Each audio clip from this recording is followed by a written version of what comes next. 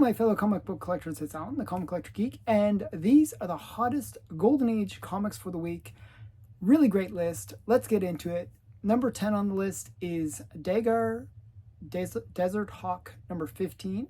This is from Fox, 1948. It's a Jack Kamen cover, and it's a great mummy / bondage cover / headlight cover. It's got a lot of things going for it.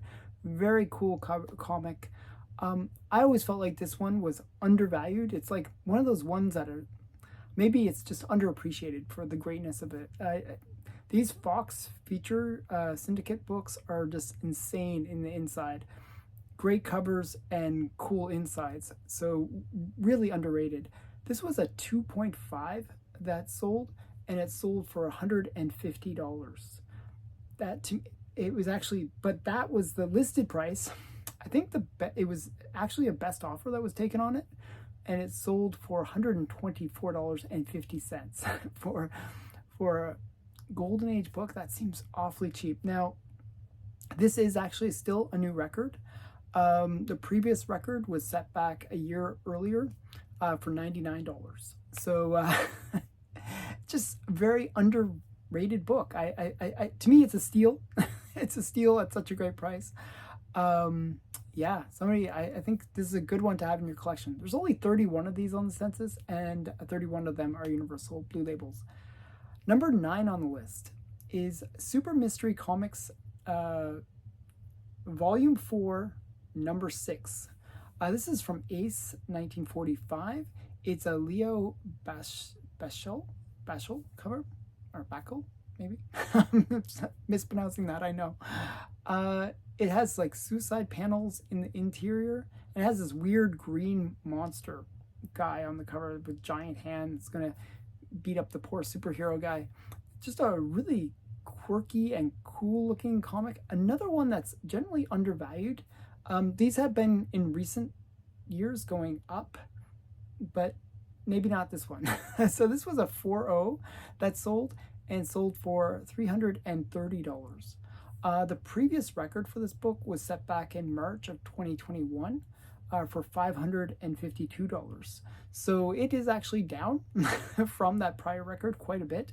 And this book was actually on kind of a downslide for a while until the last sale, which was just in May of 2024 for $312. So it's kind of come up a little bit since it was like just doing a nosedive. I don't know what was going on with this book, but it was really not doing that well. But then the last sale, it kind of recovered a bit, and now it's recovering a bit more. So not a very strong sale for this book. Still far away from those heights of 2021. There are 20 of these on the census, and 20 of them are Universal Blue Labels. Number 8 on the list is How Boys and Girls Can Help Win the War, number 1. It's a one-shot, actually. This is from Parents Magazine, 1942. And this is an Uncle Sam cover. It features Hitler, Tojo, and Mussolini inside. And it's one of those ones where it's like a book that was given away to kids to try to encourage them to, take part in the war effort. And it was like, you got Uncle Sam on the cover and a boy and a girl, and they're like, hey, join the fight, basically. This was a really strong sale. It was a 3.5 that sold, and it sold for $500. Now, this is the only sale in this grade, but an 8.0 sold back in 2019 for $691. So this is almost within that what the 8.0 had sold for. So a pretty strong sale for a mid-grade book or a low-grade book. Part of the reason that this one probably had the strong sale was there's only 9 of these on the census, and 9 of them are Universal Blue Labels. Hard book to find, actually. Number 7 on the list is Black Rider, number 8. This is from Marvel Comics, 1950. It features the first appearance of Stan Lee. It's actually a photo cover, and it's Stan Lee dressed up as the Black Rider. It's also the first issue of the series, but it's kind of cool. People buy it for the Stan Lee. This was a 4.0 that sold, and it sold for $1,137.50. We'll round that to 38. $1,138. The previous record for this book was set back in March of 2021 for $650. So it's almost up double from that previous record. Even a 4.5, which had just sold in November of 2023, only sold for $899. So this is a really strong sale for this book. This book has been recently kind of super popular, and it's been going up in price. The interesting thing about this is the census. So there's 49 of these on the census, and 28 of them are Universal Blue Labels. The other 20 are all signed by Stan Lee. So this is a book that people would get, and they would get it signed by Stan Lee. It's just a thing you would do. So it's kind of funny that the census is pretty much half signed copies and half Universal Blue Labels. So just an interesting one. Number 6 on the list is Jungle Comics number 8. This is from Fiction House 1940. It is a Bob Powell cover, and it features like a whole bunch of lions, and it's kind of a cool cover. In the background, it's really hard to notice this, but there's a girl, and she looks like she was attacked by the lions, and that the hero is there to try to save her. But it's weird that Fiction House did it that way on this cover. Usually, if you look at the later Fiction House Jungle comics, it's always the girl in the foreground and the guy in the background. This one, it's the reverse. The girl's way back in the background, and I don't know what they were thinking. they got it right later on. So this was an 8.0 that sold, which is sold for $1,320. This is a really reasonable sale. I mean, I wouldn't say it's a massive sale, but a reasonable sale. The previous record for this book was set back in May of 2023 for $1,100. So it's up a couple $100. These early Fiction House books are really hard to get in high grade, very rare. There's only 23 of these on the census, and 22 of them are Universal Blue Labels. So just a strong sale for a pretty hard book to find. Number 5 on the list is All American Comics number 89. This is from DC Comics 1947. It's a Irwin Hasson cover, and it's the first appearance and origin of Harley Quinn. Harlequin. I always want to say Harley Quinn, but it's Harlequin. Just a character that has that sort of Harley Quinn kind of like a prototype, I guess. But she was a major character in the Golden Age. She actually even became the Flash's girlfriend, or was the Flash? I believe, yeah, the Flash, or not Flash, Green Lantern's girlfriend. So a major character for the Golden Age. And this was a 5.0 that sold, and it sold for $1,424. Now this is slightly down. The previous record for this book was set back in November of 2020 for $1,440. So it's down $16, like a little bit down. I think it's just not a book that most people seek, but it is a cool book. Usually Harley Quinn covers from the Golden Age go for a bit more than any of the other books in the series. People do like the good girl art element to these All-American comics. There are 47 of these on the census, and 44 of them are Universal Blue Labels. Number 4 on the list is Superman number 30. This is from DC Comics 1944. It's a Jack Burnley cover. It is the first appearance, and I'm going to mispronounce this, so I can see the comments now. It's bip, bip, bip, bip. And I know I never get it right. I never get this name right, but I'm going to try. So bear with me. I'm really going to try. This is me trying to pronounce a name that's not pronounceable. Okay? So it's the first appearance of Mr. Mixel Ticopic. I think that's right. I'm not sure. And I'm going to get comments below and it's like, oh, it's pronounced blah, blah, blah. And I never get it right. I always forget. Sorry, I apologize. Everyone's going to be mad at me. I don't know how to say it. Mixel, Plixel, I don't know. I always mess up his name. But he's a cool character. He's like this omni-powerful character, you know, and kind of like Gazoo from the Jetsons. They're very similar. This was a 4.5 that sold, and it sold for $1,435. The previous record for this book was set back in February of 2021 for $1,699. So this book's actually down quite a bit. And it was actually kind of going down a lot. So even in May of this year, it had dropped all the way down to $935. It has since recovered. That's from that major drop. Like it went down almost half in May. You know, it's kind of come back up a little bit. But there was even a 4.0 that recently sold in December of 2023 for $2,100. So I don't know why this 4.5 has not performed as well, but definitely somebody got a good deal on this one. So a bit of a steal still at this improved price compared to the May price. So yeah, I don't know. There's actually quite a number of these on the census for Golden Age.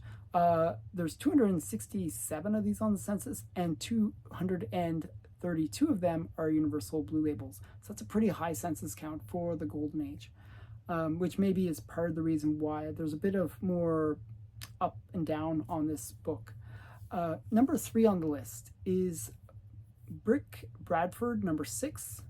This is from Standard Comics, 1948. It is a classic Alex Schomburg cover with a giant robot, couple kind of like giant robot, just a really cool giant robot. One of the things that most people don't realize about Alex Schomburg is he started out doing sci-fi covers, and he actually continued his career beyond comics doing sci-fi covers. So this is really in his wheelhouse, where he's doing these really great sci-fi robot covers. Just a really awesome one. One of the ones that people really seek for Alex Schomburg collectors. This is was a 7.0 that sold, and it sold for $2,575. And it's a white pager, so really nice copy. Now, this was a buy it now on eBay, which is interesting because on the exact same day, there was another copy, another 7.0, different 7.0, that was at auction on eBay, and it sold for $1,625. So both sold on the same day. One was a buy it now, and one was an auction. I think what happened was the person who bought the buy it now didn't want to risk the auction going crazy, so they just bought the buy it now. It it didn't work out for them because they could have saved, you know, almost $900 buying the auction one. But you never know with auctions; it could have gone up much more. The previous record for this book, though, to give some consolidation to the consoling to the person that paid more. The previous record for this book was set back in June of 2023 for $2,880. So it's actually down even from that record sale that was last year. So I mean, ultimately both people, the one that bought it from the auction and one that bought it from the buy it now, got a pretty good deal on this book, down quite substantially from that record sale last year. Just a really cool book. Not sure why it's down, but it is down about $300. There are 87 of these on the census, and 85 of them are universal blue labels. Number 2 on the list is Phantom Lady number 20 from Fox Feature Syndicate, 1948. It's a Matt Baker cover, and Matt Baker was kind of known for Phantom Lady. He had done a bunch of these Phantom Lady covers, and they're the ones that people seek. They're the ones that people really, really want. These are some of the classic Matt Baker covers. It also features an electrocution panel and a hanging panel inside, which very Fox. Fox is all about extremes. So this is, as I said, great covers, great interiors for Fox feature.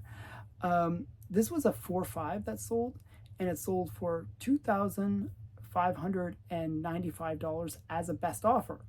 Somebody put an offer though for $236, $2,336, I should say. So they got $200 off, almost actually $250 off. They did really well with that best offer.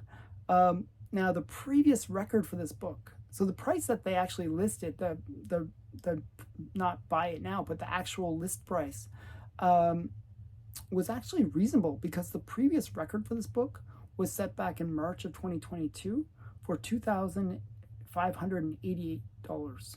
So they only asked for an extra like $7 over a 2-year period. That's, somebody was just trying to sell this book, free up some cash, it looks like, because they really didn't ask for much. I'm actually shocked that they had a best offer on it, because they were selling it at a loss. It was a sheer loss on this one, which is kind of sad for such a great book. There are 52 of these on the census, and 46 of them are Universal Blue Labels. Number 1 on the list. This is Law Against Crime number 1. This is from Essen, K, 1948. It's a L.B. Cole cover, and it's a classic cover. It's a classic electrocution cover. And this one is one that was a pretty major book, because it was a Promise Collection edition that had sold this one. It was 8.5 that sold, and this is the highest graded copy of this book. It's a white pager as well, and it sold for $13,000, which is a massive sale for this book. Just to give you a sense, the Promise Collection was basically a pedigree where people, 2 brothers, I should say, one brother had a massive comic collection, and they went off to the Korean War, and the brother with the massive collection said, "Promise me that if I die, that you will take care of my collection." Well, he did die, and the brother kept the promise, and he guarded the collection very, very well, because the books were immaculate. They were just really well stored, really well kept, and you get these high grades. This is the highest, as I said, on the census for this book, and it's a white pager. Just so it must have been stored very, very lovingly. And the story around the Promise Collection is part of the reason why this book sells for big money. Typically, a Blue Label copy of the same book, the same book, sells for about $5,000 in this grade. The Pedigree copy, the highest record sale before this, was set on Heritage Auctions when they first announced the Promise Collection. It was like a big sale. They were getting 2 to 3 times value within that auction. Well, at Heritage, it sold for $10,200 in June of 2021. So this is a very strong sale. It gained another $3,000 over that Heritage auction sale. And that just shows you the value that people put on these really cool pedigree stories. Because as I said, Blue Label sells for about $5,000. These pedigrees, they sell for a lot more because people want a piece of that history. Very cool book. I love the Promise Collection pedigree. It's a really cool pedigree. And that's what people are paying for. There are 39 of these on the census, and 38 of them are Universal Blue Labels. So what do you think? Would you pay an extra almost 3 times for a pedigree? What do you think? I did. Actually, I bought a few Promise Collection pedigrees, and I did pay extra for that pedigree. So, you know, that's my answer on it. But what is your opinion on it? Are pedigrees worth the extra money? So put that in the comments below, and thanks for watching. Bye for now.